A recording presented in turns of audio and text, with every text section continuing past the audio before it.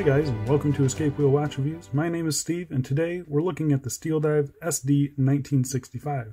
So if you're unaware, this is an homage to the Oris Diver 65. I'd say a pretty obscure watch to homage, but I think a really cool one. It's kind of an old school skin diver, nice and thin profile, but modern specs, modern size, and yeah, overall, it's a pretty impressive watch, I gotta say. I do like the look of this thing. If you follow me on Instagram or follow along with the channel at all, you know that I have this model in bronze. So yeah, if you want this watch in bronze, you can get it in bronze. But I do really like the watch. Retail price for this watch is about $195. It comes with a 316L stainless steel case, sapphire crystal, ceramic bezel insert, screw down crown, screw down case back, 200 meters of water resistance, really good lume, a solid bracelet here, and yeah, we'll kind of touch base on all of this throughout the review. So it's close to $200. I'd say you're paying a little bit of money for the look, because the look I think is awesome. It does look really, really good, but there are some other watches in that $200 range that are nicer than that. But yeah, I say we get right into the review. So first things first, do the measurements on the case. So this measures at 42 millimeters in diameter, 13.7 millimeters to the top of the sapphire crystal. We've got 20 millimeter lug width, got a case length of 50.4, and with the bracelet, a overall length of 56.3. So it is a big watch. I'm not gonna lie, it is a big watch. This is probably my limit. I do think the case profile, as you can see here, it looks really thin. You got a nice turn down to the lugs. I do think it wears a little bit smaller than the dimensions are, but it is a big watch. You got a big dial with a small bezel insert, so it does visually look pretty big, but I think the overall dimensions are still wearable for people with larger wrists. So keep that in mind when you're looking to purchase one of these things. I'm going to go outside right now and throw it on the wrist for you. So here it is on my 7.5 inch wrist, and you can see that it's pretty big with those protruding end links there. It does look a lot better on the straps, so we'll do that in just a second here, but I do really like the look of this thing. Looks really good. Down the wrist shot here, you can see that it really conforms to the wrist, I think. Nice and flat, sits really good. I do really like it. And some direct sunlight here, as you can see. Still, it gets a little washed out with the glossy dial, but not too bad. You can still read it. 99% of the time you have no problem reading it. The AR crystal does a really good job of cutting down reflections too. So yeah, I do really like the look of it though. And it feels pretty balanced, I would say too. So yeah, really happy with it. I'm going to go throw it on some straps though, and we will get back to the review. Now here it is on a brown suede leather strap. I think this looks so good. That vintage vibe of the the skin diver case with a nice vintage looking suede strap, I think looks really, really good. I do like it. Super comfortable. Looks awesome. Yeah, definitely getting rid of those end links on the bracelet really helps bring this thing down to a manageable size, in my opinion. Let's go throw it on a couple other straps though. On one of my favorite straps. This is I call it the Tropic Waffle strap from AliExpress. I'll be leaving the link for all these straps down in the description. But yeah, this one does look really good. This is usually what I wear on my bronze version, so yeah, no surprise that it looks good on this one. I do like it. What do you guys think? And here we are on an olive drab NATO strap. Got 2 layers under the watch there. It does sit up a little bit high, but still very comfortable, and yeah, I think the curvature of those lugs really helps the wearability of this thing. But yeah, it does look really good on this combo. I mean, it's a black diver. It's going to look good on pretty much any strap you throw at it. So yeah, looks really good. Let's go back inside though and get back to the review. So let's talk about the case finishing on this. So it's a fully brushed case. You have vertical brushing on the tops of the lugs here. You've got a horizontal brushing on the sides here. Nicely done. I do really like the brushing on it. I think they did a really good job with it. Yeah, very happy with the brushing. The case back is your typical SteelDive case back, so it's got your spec sheet around the outside there. Really nicely done. It's not sharp or anything like that, and it's just your typical tools to open it up, so very happy with that. You do have a circular brushing on the bottom of the lugs here. Again, nicely done. All these edges here are, I think, are nicely rounded, nothing sharp. I haven't noticed it digging into the wrist or anything like that. So overall, I'm pretty happy with it. You do have this side here, it kind of protrudes just a little bit from that bezel there, just for a place for that crown to sit. It is a really nicely signed crown, nice and big crown and grippy crown. Yeah, I really like the crown on this one. Overall, though, I'm pretty happy with the case finishing on it. Let's talk about the bezel real quick. So as you can see here, you've got on the inside of those little scallops, it is a brushed finish. And then on the top of the bezel insert there you can see, that's the only polished surface that I was able to find. So yeah, really nicely done though. The grip on the bezel I think is perfect. It is a 120 click unidirectional.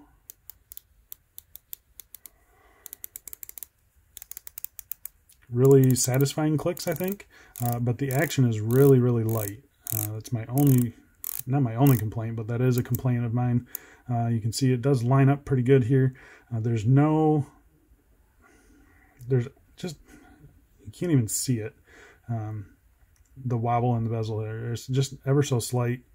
I do feel it moving up and down just a little bit. I don't know if you can see it or not, but there's just a little bit of play in the bezel. So it's not the perfect bezel. I wish I had a little bit more resistance. But yeah, I think overall it's a pretty decent bezel. It's not the best bezel I've had on a SteelDive though, that's for sure. The bezel insert itself, it's a black ceramic, as you can tell, nicely filled with BGW9 Lume.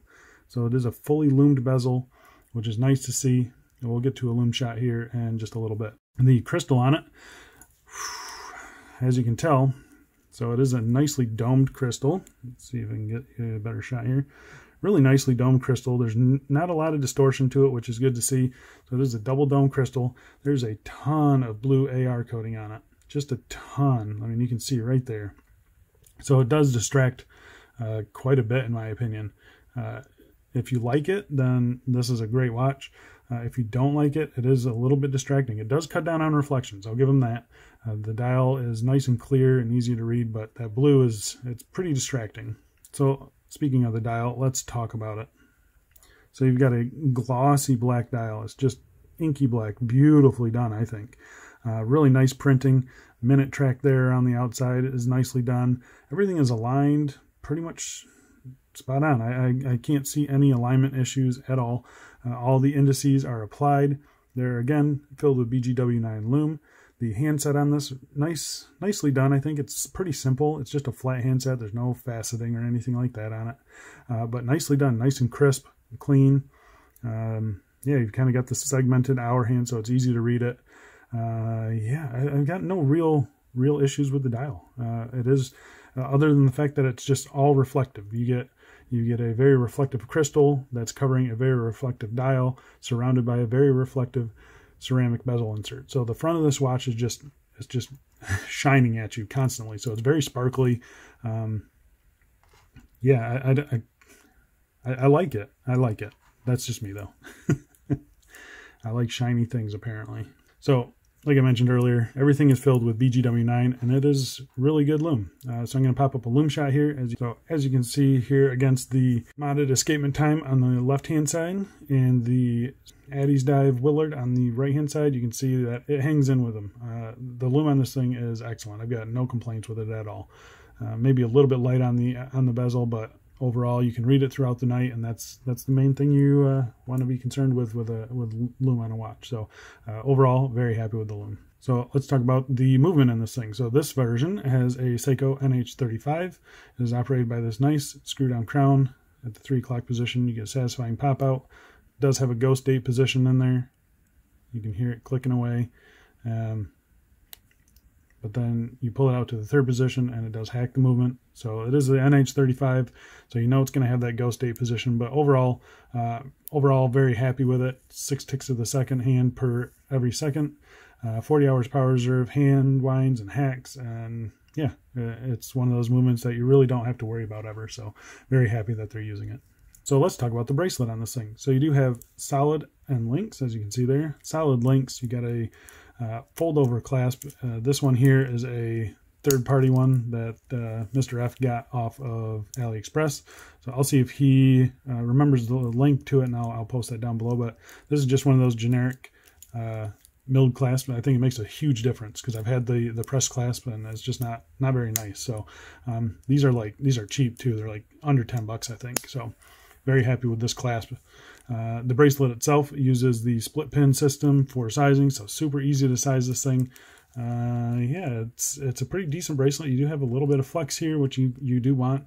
It doesn't, at least with this clasp, you don't get too much rattle or anything like that. So overall, I am pretty happy with it. You do get that really long protruding end length though. That's one of the main negatives of this bracelet, I think. It brings it out to 56 plus millimeters lug to lug. So yeah, very, very long. But overall, I think the bracelet is definitely worth it to get on the bracelet because it doesn't cost any less to get it on the rubber. Let's talk about any quality control issues. As far as alignment goes and sizing of the bracelet, I had absolutely none. The one thing that I noticed is, as you can see here, the brushing nicely done on that end length there, nice and uniform. But on the bottom lug here, you've got this weird, you can see it on the left side of this lug. It's almost like they kind of went sideways on the brushing there. It's not as noticeable here in this lighting, but it's definitely noticeable in real life. So yeah, I'm not really sure how that happened or why that happened, but definitely a quality control issue, I think.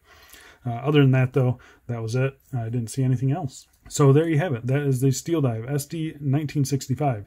A really cool watch, I think. If you've got the wrists to pull this off, it's definitely should be on your radar. It's really cool. I've been enjoying my bronze version for quite a while now, and yeah, really happy with it. I do really like the case profile on this thing. That's the case profile, and you know, the skin diver look. That's what I really like about this watch. So if you guys are interested in picking this up, I will be leaving an affiliate link down in the description. Go check that out. Really happy with this watch, and yeah, if you do use my links, thank you guys so much. It really has helped the channel out. Been getting quite a few watches in lately, and that's all because of you guys. So thank you guys, and I really do appreciate it. As far as pictures of this watch, obviously this one's going back to Mr. F, so this will be going away, so you're not going to see this on my Instagram, but I will leave it linked down below. Go check it out. It's a good place to see what's coming next on the channel. If you guys have any questions or comments about this watch, let me know. I love chatting with you guys in the comments section, so I do my absolute best to get back to everybody, and I really do enjoy it. So thank you guys for commenting on the videos. So I think that's about it. Thanks so much for watching, guys, and I'll see you in the next one. See ya.